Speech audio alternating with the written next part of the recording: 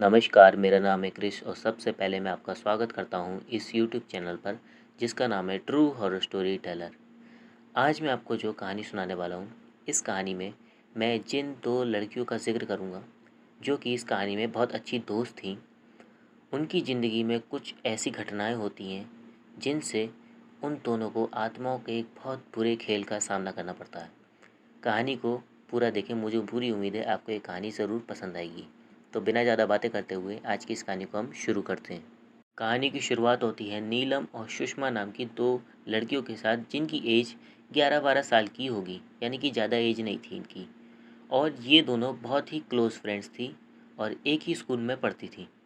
साथ साथ में इन दोनों का एक कनेक्शन और था कि इन दोनों का जो घर था वो एक दूसरे से बहुत पास था, यानी कि कुछ ही कदमों की दूरी थी इनके घरों में। तो होता यूँ ही है, एक बार ये नीलम और सुषमा अपनी क्लास में ऐसे ही नॉर्मल बैठे हुए होते हैं। तभी क्या होता है, इनकी जो टीचर थी एक, जो कि बहुत दिनों से स्कूल में नहीं आ रही थी, वो इनकी क्लास में आ जाती हैं और आने के बाद वो बारी बारी सबसे कुछ ना कुछ सवाल पूछने लगती हैं। इस बीच में वो सुषमा को भी उठाती हैं, सुषमा से सवाल पूछती हैं। सुषमा उस बात का जवाब सही से दे देती है, क्योंकि क्या था, ये जो दोनों दोस्त थी नीलम और सुषमा, ये दोनों पढ़ाई में समान थी, यानी कि किसी के ज़्यादा नहीं आते थे नंबर, किसी के कम नहीं आते थे, दोनों समान ही रहती थी, कोई बहुत ज़्यादा अंतर नहीं होता था इन दोनों में। तो क्या हुआ, टीचर जो आई उन्होंने सुषमा से सवाल पूछा, सुषमा ने बिल्कुल सही जवाब दे दिया। उसके बाद में टीचर ने नीलम से सवाल पूछा। अब नीलम से जो पूछा गया उस चीज़ का जवाब नीलम को आया नहीं।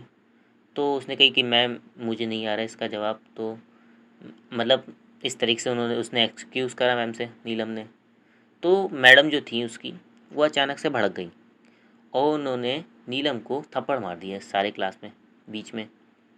नीलम एक अच्छी स्टूडेंट में आती थी, मगर उसका पड़ गया थप्पड़, और इस बीच में क्या हुआ, सुषमा की हंसी छूट गई उसके थप्पड़ पड़ने पे। इस चीज़ को मैडम ने तो देखा नहीं, मगर नीलम ने देख लिया इस चीज़ को, सुषमा को हंसते हुए। उस समय तो वो नीलम कुछ नहीं बोली, अंदर ही अंदर उसे गुस्सा आ गया था उस समय नीलम को। खैर, ये सिचुएशन तो यहीं ख़त्म होती है। अब अगला क्या होता है, उस दिन जब नीलम और सुषमा का घर जाने का समय होता है, तो नीलम पहले ही निकल जाती है। उसे बहुत गुस्सा आ रहा था सुषमा पर कि वो हंसी क्यों इस चीज़ पर। पहले ही निकल जाती है, और जबकि ये दोनों साथ में आती थी, मगर उस दिन नीलम पहले ही निकल जाती है, सुषमा बाद में आती है।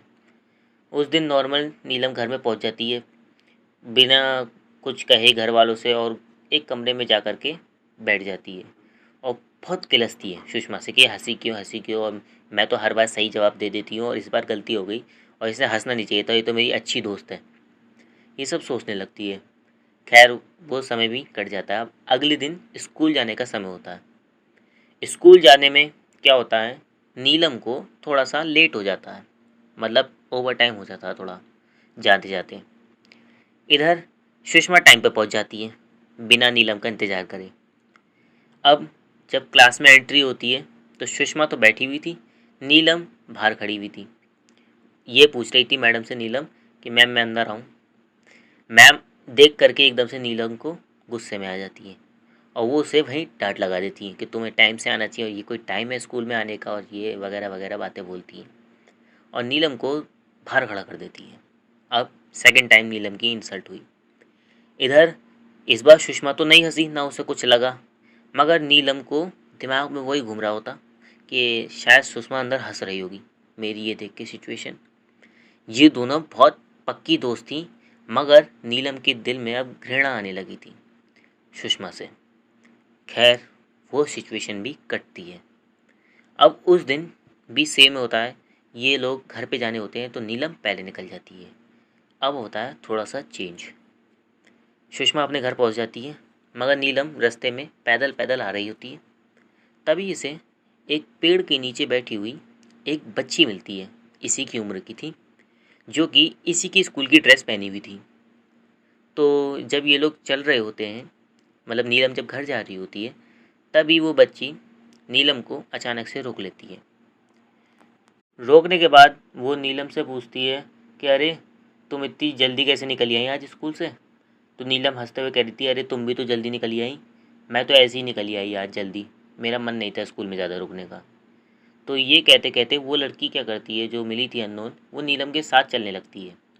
नीलम से वो कहती है कि मेरा भी घर यहीं है और हम दोनों साथ ही चलते हैं ऐसा करते घर पे। तो नीलम भी कहती है कि चलो ठीक है, चल चलो, कोई परेशानी नहीं है। अब ये दोनों बात करते हुए चलने लगते हैं। इस बीच में वो जो लड़की है वो नीलम को अपना नाम भी बताती है और उसके साथ नॉर्मली चलने लगती है। खैर उस समय तो ये लोग घर पहुंच जाते हैं, दोनों अपने अपने।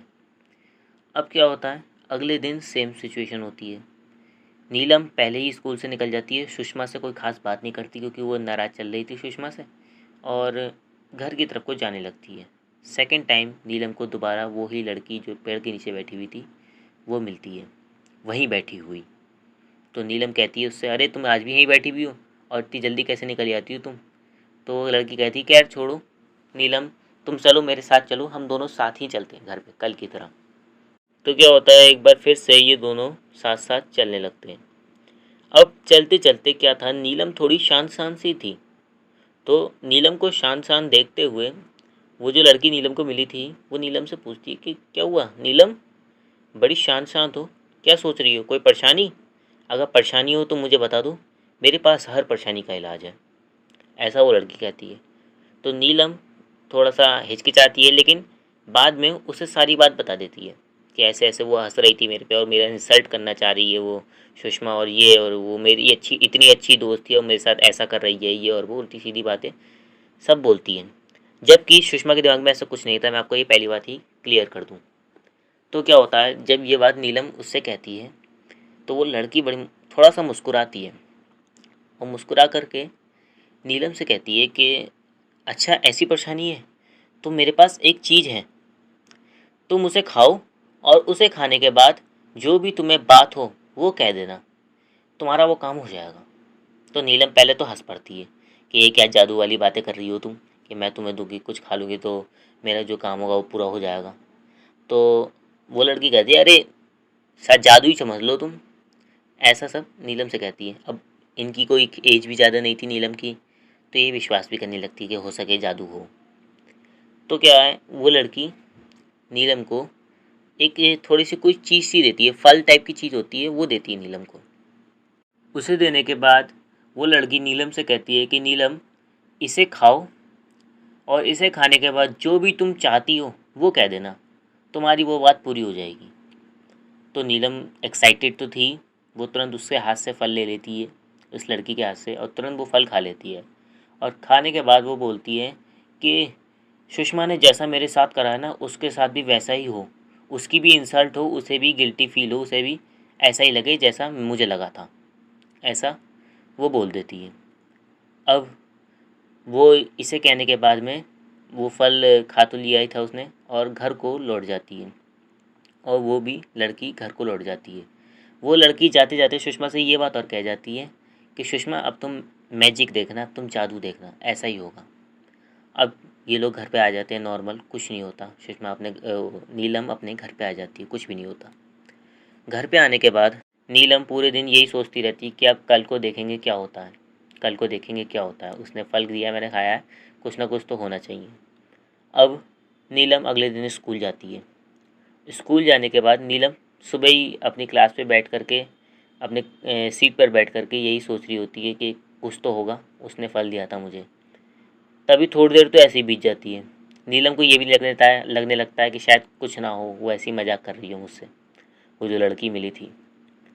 मगर थोड़ी देर बाद क्या होता है, सुषमा एकदम से अपनी सीट पर खड़ी हो जाती है और एकदम सुन्न हो जाती है, जैसे बिल्कुल हिलना डुलना बंद, आंखें चलाना बंद, बिल्कुल सीधे खड़ी हो जाती है। उसे सीधा खड़ा देख जो टीचर खड़ी थी वहाँ पे, वो सुषमा के पास आती हैं, उससे पूछती हैं कि बेटा क्या हुआ, सीधी क्यों खड़ी हो, बैठो अपनी सीट पे और काम करो, ऐसा सब टीचर कहती है। एकदम से सुषमा क्या करती है, उसके पास ही एक पेंसिल पड़ी हुई होती है, वो एकदम से मैडम के हाथ में भोंक देती है। मैडम के मैडम की चीख निकल जाती है, उनके हाथ में खून आ जाता है, काफ़ी अंदर तक भोंक दी थी उनने उनने पेंसिल। और जब चोट लग गई, चिल्लाहट उठी मैडम की, तो सब टीचर भी आ गए। उन्होंने एकदम से उससे पूछा कि क्या हुआ, ऐसा क्यों करा सुषमा तुमने, उसकी डांट पड़ी। मगर सुषमा को कोई होश नहीं था उस समय।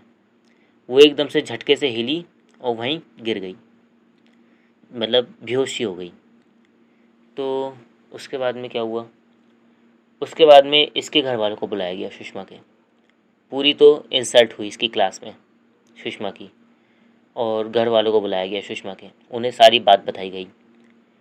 वो लोग मानने को भी नहीं तैयार थे घर वाले, और ना टीचर इस बात को एक्सेप्ट करने को तैयार थे कि इतनी होशियार बच्ची सुषमा, जो पढ़ने में भी तेज़ है, उसने ऐसा क्यों करा। खैर, कांड तो बहुत बड़ा करा था।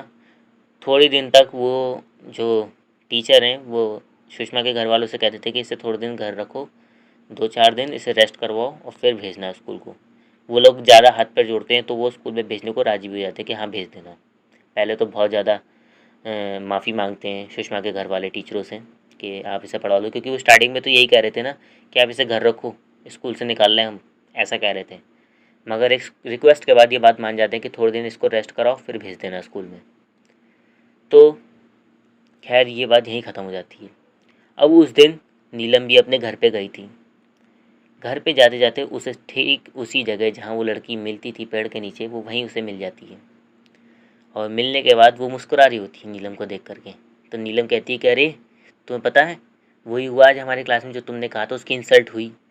तो वो लड़की मुस्कुराते हुए कहती है, देखो मैंने कही थी, तुम्हें और कुछ चाहिए तो बता दो, तुम्हारा वो भी पूरा हो जाएगा। तो तुम कहोगी वो हो जाएगा, बस तुम्हें ये फल खाना पड़ेगा, इसे खा लो। और मैं तो कह रही हूँ कुछ मांगो ना मांगो, इसे खाती रहो जो मैं तुम्हें दे रही हूँ, तुम्हारा वो जो जो चाहोगी वो पूरा होता जाएगा। तो वो कहती है नीलम कि नहीं नहीं, मुझे और नहीं चाहिए, बस सही है, जितना मैंने चाहिए था, और ज़्यादा मैं इतना उससे वो नहीं करती, मेरी दोस्त थी वो, ऐसे इतना नहीं करूँगी, बस इतना काफ़ी है जितना तुमने कर दिया, और अब भी तुम भी मेरी दोस्त हो, तुमने भी मेरा हेल्प करी बहुत, ऐसा नीलम कह देती है। अब उसके बाद में वो कहती है, जो लड़की मिली थी उसे पेड़ के नीचे, वो कहती है कि नीलम तुमने मुझे अपना दोस्त बना लिया, तो फिर तुम मुझे अपने साथ रखोगी हमेशा। तो नीलम कहती है कि हाँ, तब तुम मेरे साथ रहोगी हमेशा, तो मेरे साथ रहना हमेशा। ऐसा सब कुछ हो जाता है। उसके बाद में नीलम दोबारा से अपने घर आ जाती, सब कुछ नॉर्मल हो जाता है। इधर सुषमा अपने घर पे रेस्ट कर रही होती है। अब इस केस को 2-4 दिन जितने रेस्ट करने को कही थी टीचर ने, वो बीत जाते हैं। उसके बाद में दोबारा से सुषमा स्कूल आना चालू कर देती है। इधर नीलम तो डेली स्कूल जा ही रही थी, उसे वो लड़की रोज़ उस पेड़ के नीचे मिलती है और उसे दोनों साथ साथ ये लोग घर आते हैं। अब क्या था, 2-4 दिन और बीत जाते हैं। अब सुषमा भी स्कूल आने लगी थी। नीलम नॉर्मल सुषमा से बोलती, कोई लड़ाई वाली बात नहीं थी। अब एक दिन फिर वही सिचुएशन घटती है। टीचर किसी बात पर सुषमा की तारीफ़ करते हैं और नीलम की एक बार फिर से डांट पड़ती है। अब इस सिचुएशन में जो सुषमा थी वो कोई ख़ास रिएक्ट नहीं करती है किसी की बात पर कि टीचर ने ये को कहा या कुछ भी बात पे सुषमा कोई ख़ास रिएक्ट नहीं करती है। और नीलम की एक बार फिर से इंसल्ट हो जाती है।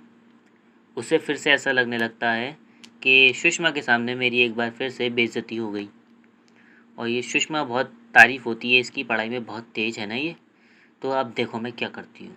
सुषमा के दिमाग में ये बात आने लगती है। अब इनकी छुट्टी हो जाती है। छुट्टी हो जाने के बाद जैसे नीलम पहले निकल जाती थी सुषमा से, वैसे ही वो एक बार फिर से निकल जाती है। और निकलने के बाद वो उस लड़की से वहीं पेड़ के नीचे मिलती है। पेड़ के नीचे मिलने के बाद वो लड़की से पहले ही सुषमा सुषमा कह रहा हूँ, सॉरी मेरे मुंह से निकल गया, नीलम पहले ही उस लड़की से कह देती है कि अरे तुम मुझे वो फल दे दो, मुझे कुछ मांगना है। तो वो लड़की बड़ी खुशी हो जाती है कि मैं तो तुमसे कह ही रही थी कुछ ना कुछ मांगना पड़ेगा तुम्हें, और तुम्हें ज़रूरत है, तुम्हें तो डेली मांगना चाहिए था। तो नीलम कहती है कि नहीं, ये सब बातें छोड़ो, मुझे फटाफट वो फल दो, मुझे मांगना है कुछ। तो वो फल दे देती है। उसके बाद में नीलम पहले फल खाती है, उसके बाद में मांगती है कि कुछ ऐसा हो जाए कि ये पढ़ाई करने काबिल ना रहे इस स्कूल में, ये इसे यहाँ पे एडमिशन से निकाल दिया जाए और इस क्लास में केवल मैं ही रहूँ सबसे तेज़ पढ़ने वाली, और कोई रही ना। ये जो सुषमा है इसे बहुत बेइज्जत करके इस स्कूल से निकाल दिया जाए, ऐसा हो जाए। और वो फल खा चुकी थी उससे पहले ही। उसके बाद में वो नीलम जो थी वो उस लड़की से पूछती है कि अब ये भी हो जाएगा। तो वो लड़की कहती है नीलम से मुस्कुराते हुए कि अरे तुम क्यों चिंता ले रही, तुमने कह तो दिया, बस इतना छोड़ो, अब तुम घर जाओ। आज मैं तुम्हारे साथ नहीं चलूँगी, आज तुम अकेले घर जाओ, आज मुझे किसी का इंतज़ार है। उसके बाद में नीलम अपने घर आ जाती है। उस लड़की ने किसका इंतज़ार करा किसका नहीं करा ये कुछ नहीं पता। अब अगले दिन नीलम दोबारा से स्कूल जाने को बहुत एक्साइटेड थी। नीलम अगले दिन दोबारा से स्कूल जाती है। स्कूल जाने के बाद जब प्रार्थना का समय होता है, जब असेंबली का समय होता है, तब सब लोग ग्राउंड में खड़े होते हैं। तो ऐसे ही लाइन लगी हुई थी। तभी क्या होता है, सुषमा एकदम से अजीब सा बिहेवियर करने लगती है, मतलब लाइन तोड़ना है ऐसा वैसा। और लाइन तोड़ करके सुषमा क्या करती है, वहाँ पे जहाँ प्रिंसिपल खड़ी होती है प्रेयर करने के लिए, वहाँ जाती है और प्रिंसिपल के थप्पड़ मार देती है और प्रिंसिपल की पूरे स्कूल के सामने बेइज्जती। अब एकदम से प्रिंसिपल उस लड़की को धक्का देती है कि तुमने ऐसा क्यों करा, और सुषमा की डांट। एकदम से सुषमा होश में आती है और कहने लगती है कि अरे मैंने कुछ नहीं करा, मैंने कुछ नहीं करा। और सुषमा की पूरे स्कूल में डांट लगने लगती है और फुल बेइज्जती। तुरंत प्रिंसिपल कहती है कि इसके माँ बापों को बुलाओ सुषमा के, और हाथों हाथ स्कूल से निकाल दिया जाता है सुषमा को, और उसकी बहुत इंसल्ट हो जाती है पूरे स्कूल में। और उसके बाद में इससे कह दिया जाता है कि तुम अब दूसरे स्कूल में पढ़ना। बस तुम पे इतना रहम कर रहे हैं जो स्कूल वाले हैं, वो नीलम की सुषमा की फैमिली वालों से कहते हैं कि बस तुम पे इतना रहम कर रहे हैं कि तुम्हारा लूज़ कैरेक्टर नहीं लिख के दे रहे हैं टीसी पर, वरना तुम्हारी बेटी को एडमिशन भी नहीं मिलता कहीं पे। वो लोग उसके बाद में टीसी लेकर के वहाँ से चले जाते हैं।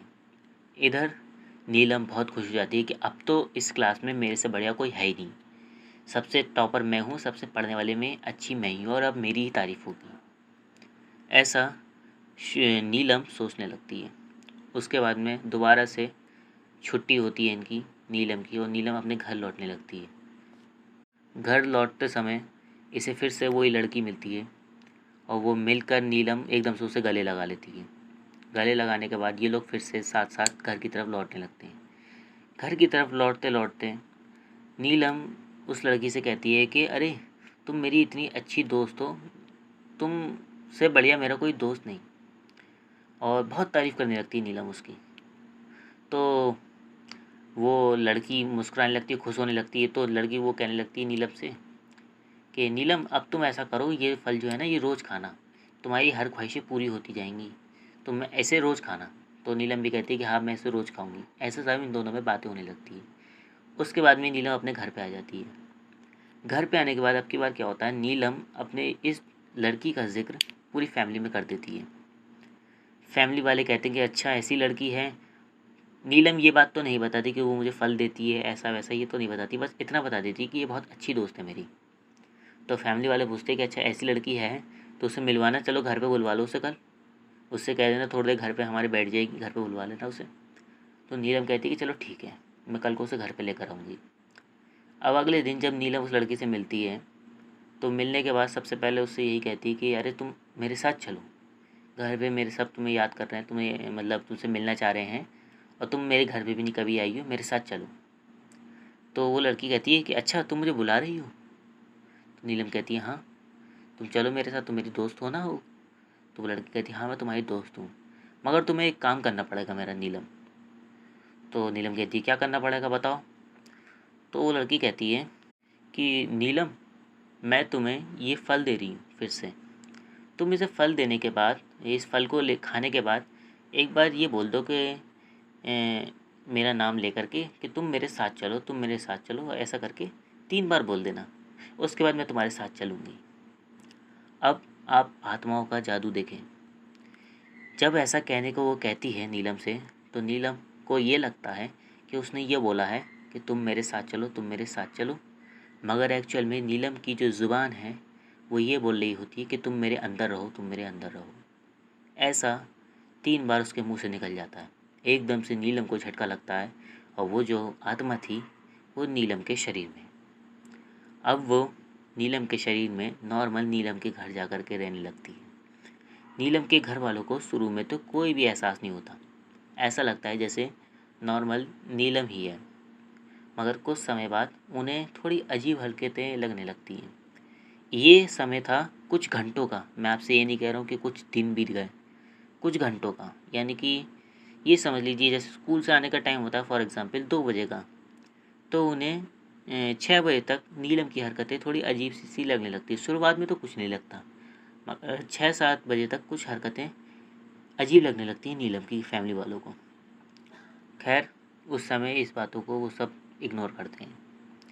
थोड़ा टाइम बीतता है, रात आती है, वो जो आत्मा थी वो नीलम के शरीर में नॉर्मल रहने लगती है। अब अगले दिन सुबह का समय आता है। सुबह के 4 साढ़े 4 बजे थे, जिस समय मंदिरों में घंटे बजते हैं सुबह सुबह, और मस्जिदों में नमाज़ पढ़ी जाती है। अलग अलग सब धर्मों में कुछ ना कुछ होता है सुबह सुबह। उसी समय जैसे ही मंदिर के घंटे बजे, तभी एकदम से जो नीलम थी वो चिल्लाने लगी बहुत ज़ोर ज़ोर से, तेज तेज आवाज़ निकालने लगी। पूरी फैमिली वाले उड़ गए नीलम के।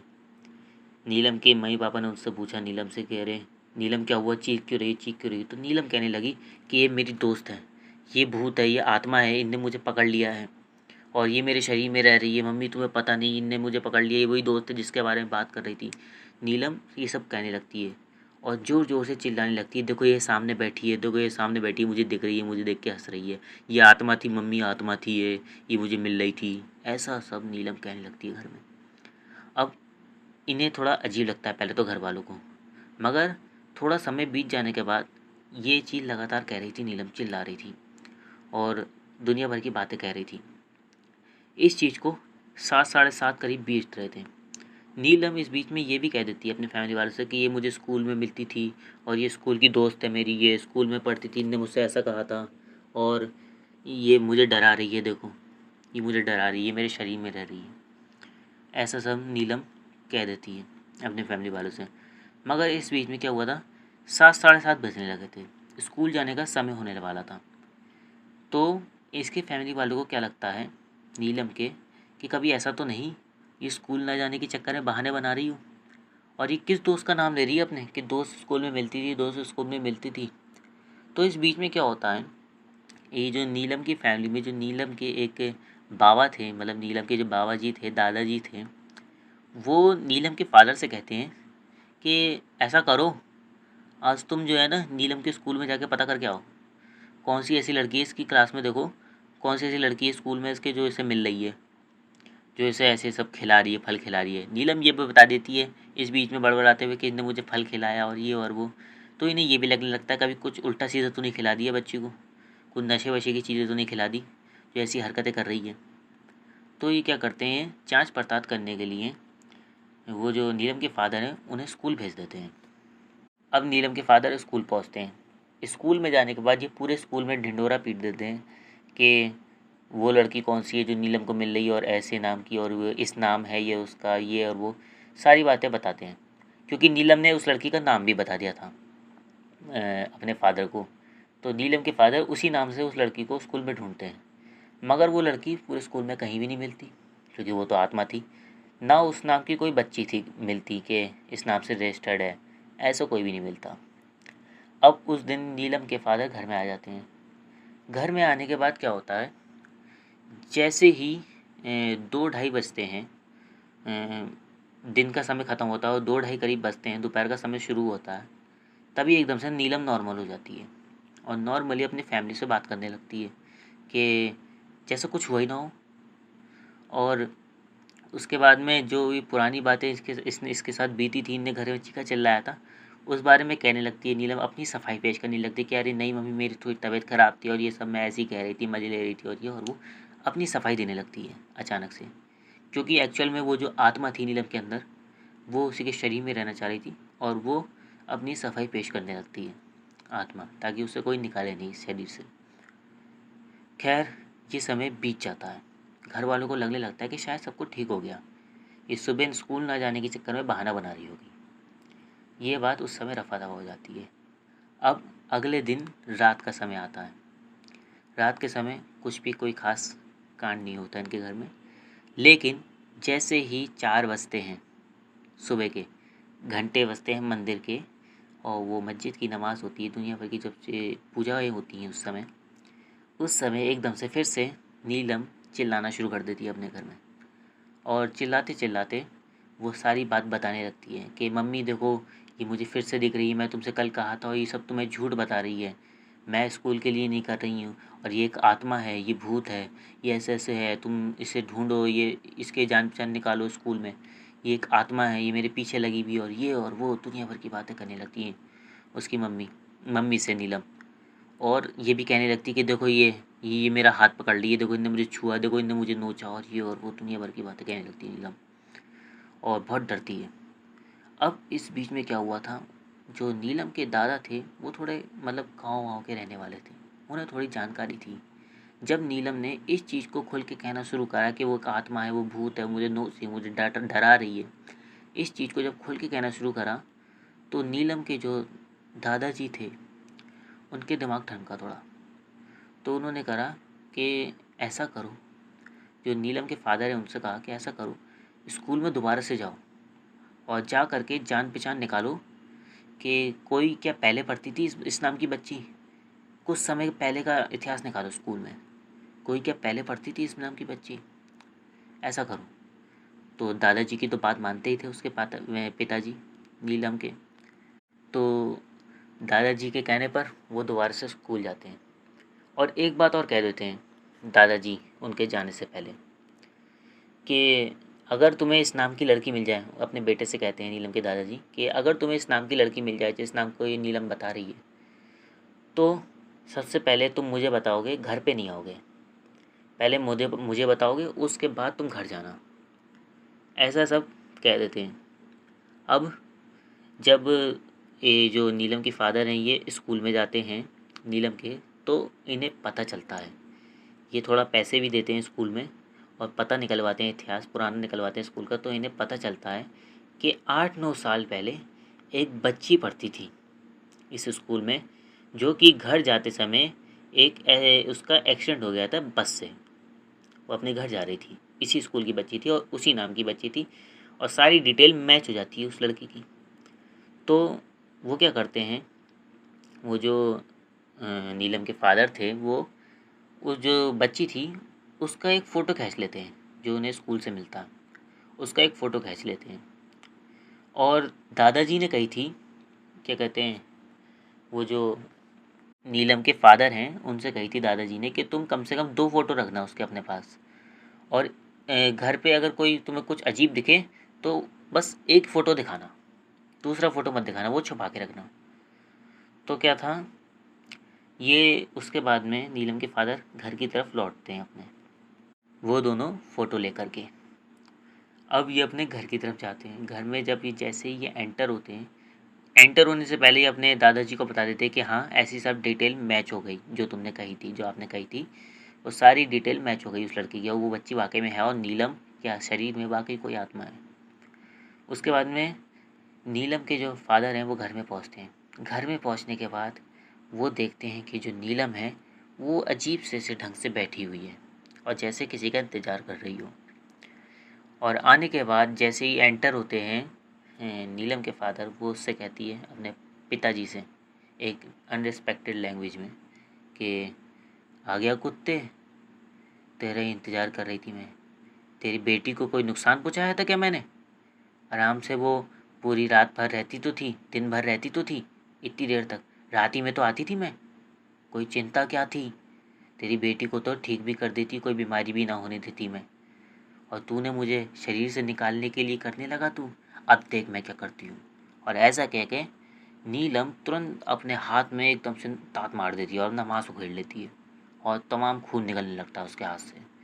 एकदम से ये देखते हुए उस नीलम के जो फादर हैं वो अब एकदम से नीलम को पकड़ लेते हैं और उसके हाथ कसके से पकड़ लेते हैं और उसके हाथ पे जहाँ उन्होंने अपना मांस निकाला था वहाँ पट्टी बांधते हैं और सब लोग उसे एक खटिया पे बांध देते हैं लेटा करके और वो बहुत ज़ोर ज़ोर से चिल्ला रही होती है और गुस्से में होती है। अब ये शाम का समय हो गया था इस चीज़ को होते होते। इधर दादाजी ने कही थी कि मैं अभी थोड़ी देर में आ रहा हूँ। अब शाम का समय हो गया था। शाम के समय थोड़ा लेट और हुआ था, जैसे 6:30 करीब बचे थे, तभी अचानक से दादाजी आ जाते हैं दादाजी के आने के बाद उनके पीछे पीछे एक पंडित जी भी आते हैं, जो कि दादाजी के गांव के एक नामी पंडित थे, जो कि सब जानते थे। वो आने के बाद नीलम से कहते हैं कि तूने इसके शरीर को क्यों पकड़ा। तो नीलम के शरीर में जो आत्मा थी वो कहती है उस जो भी पंडित जी थे उनसे कहती है कि मैंने इसके शरीर को नहीं पकड़ा, इसने खुद मुझे आवाहन दिया था, इसलिए मैं इसके शरीर में आई हूँ।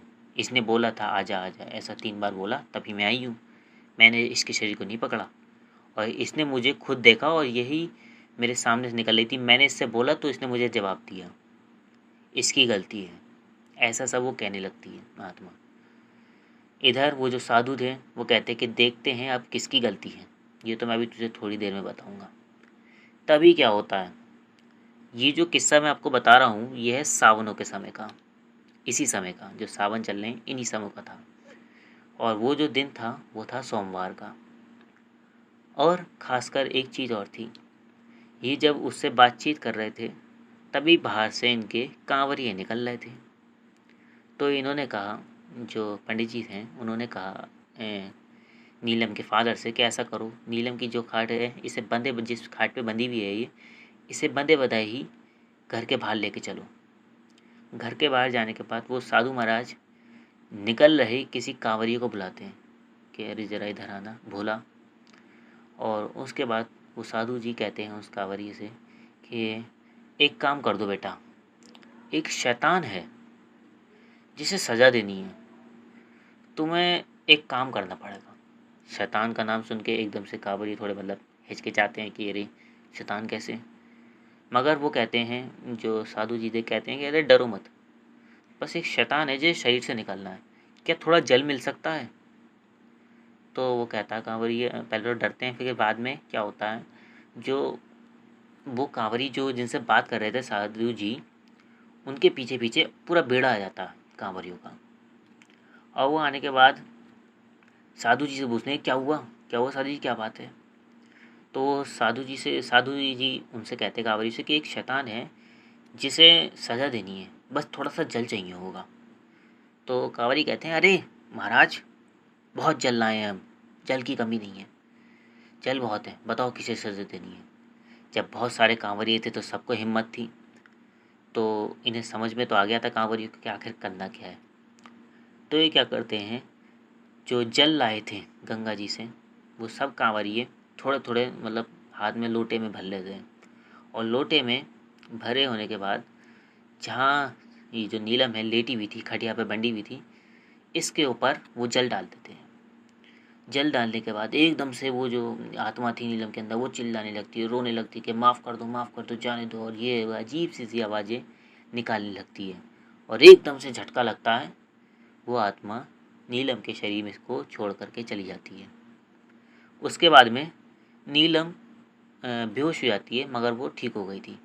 उसके बाद में कांवरिये जाने लगते हैं। तभी साधु जी कहते कि अरे रुको, अभी एक बच्ची और है जिसके शरीर में अभी बुरा बवाल है, जो कि अभी परेशान है, जिसको समझ में नहीं आ रहा है कि वो आखिर तकलीफ़ में क्यों है। उसके बाद में ये कांवरियों को लेकर के जाते हैं साधु महाराज सुषमा के घर में। सुषमा के घर ले जाने के बाद जो साधु महाराज हैं वो कहते हैं सुषमा बेटी को बाहर लेकर आओ, सुषमा की फैमिली वालों से कहते हैं। तो सुषमा की फैमिली वाले साधु महात्मा और सबको मानते तो थे ही, वो तुरंत सुषमा को बाहर लेकर आते हैं। और उसके बाद में उनके फैमिली वाले से साधु जी कहते हैं कि अब ये बेटी ठीक हो जाएगी, चिंता मत लेना। तुम्हें अजीब हरकतें दिख रही होंगी इसकी घर में। तो वो एकदम से हाँ हमें सर हिलाने लगते हैं सुषमा के फैमिली वाले। तो साधु जी कहते हैं कि यार अब चिंता मत करो, सब ठीक हो जाएगा। कांवरियों से उसके बाद में साधु जी कहते हैं कि चलो इसको भी नहलाओ जल से। तो वो उस पर भी थोड़ा लोटा जल डालते थे। उसके बाद में वो थोड़ा सा मतलब उससे थोड़ा सा चक्कर सा आता है, वो चिल्लाती नहीं है सुषमा, मगर वो ठीक हो जाती है। और उसे अंदर को वो ऐसा कहने लगती है, पहली बात मैं आपको बता दूं कि जल पड़ने के बाद कि मुझे थोड़ा हल्का सा लग रहा है, ये बात सुषमा कहने लगती है। उसके बाद में सुषमा को भी उसके फैमिली वाले अंदर घर में ले जाते हैं। दोनों ही बच्चियाँ दोबारा से ठीक हो जाती हैं कांवरियों के जल के कारण। तो आपको इस कहानी में मेरे हिसाब से ये तो समझ में आ गया होगा कि आखिर ये जो जल चढ़ता है इसमें शक्ति कितनी होती है। कितने कठिनाइयों में ये फैमिली थी जिसको इन चल ने ठीक कर दिया। और इसके साथ साथ मैं एक बात और बता दूं कि वो जो साधु जी हैं, उन्होंने जब इन दोनों को ठीक कर दिया और ये सब नॉर्मल हो गए, तो उसके बाद में उन्होंने इनकी फैमिली से ये भी कहा था कि बेटा, अगर ये कांवरियों का समय न चल रहा होता ना, ये सावन ना चल रहे होते, तो शायद इस आत्मा को निकालने में काफ़ी मशक्क़त करनी पड़ती। ऐसा वो साधु जी नीलम की फैमिली वालों से कहते हैं। खैर, इसके बाद इनकी पूरी फैमिली सब नॉर्मल हो जाती है और दोबारा से कई सिफारिशों के बाद में सुषमा का एडमिशन भी जिस स्कूल में था नीलम के साथ वहीं हो जाता है और ये दोनों फिर से अच्छी दोस्त बन जाती हैं। मगर इनको वो जो जगह थी, वो जिस जगह वो नीलम को आत्मा दिखती थी, वो जो और बच्ची दिखती थी, वो जो भी थी, जहाँ दिखती थी पेड़ के नीचे, जो नीलम थी वो वहाँ दोबारा से नहीं निकली। मतलब इन्होंने नीलम ने खासकर अपना रास्ता चेंज कर लिया। कभी मजबूरी पड़ती थी तो बात अलग थी, उस समय भी नीलम उस जगह पर नहीं देखती थी क्योंकि वो काफ़ी डर गई थी इस चीज़ से, क्योंकि उन्हें बहुत ज़्यादा डर झेला था इस बीच में। मगर इस चीज़ को नीलम ने भी लास्ट में भुला दिया और इनकी फैमिली नॉर्मल हो गई। तो मैं आपसे बस इतना ही कहना चाहूँगा कि आपको ये कहानी कैसी लगी कमेंट बॉक्स में ज़रूर बताएं। अगर अच्छी लगी तो लाइक करें, शेयर करें, और अगर ऐसी कहानियाँ और भी सुनना चाहते हैं और अगर हॉरर फैक्ट भी सुनना चाहते हैं तो चैनल को सब्सक्राइब कर लें। और अगर हॉरर फैक्ट आपको अभी सुनना है तो आप जा कर के मेरे शॉर्ट्स में देख सकते हैं, मैंने काफ़ी सारे अपलोड कर रखे हैं, आपको वो ज़रूर पसंद आएंगे। अपना समय हमें देने के लिए आपका बहुत बहुत धन्यवाद।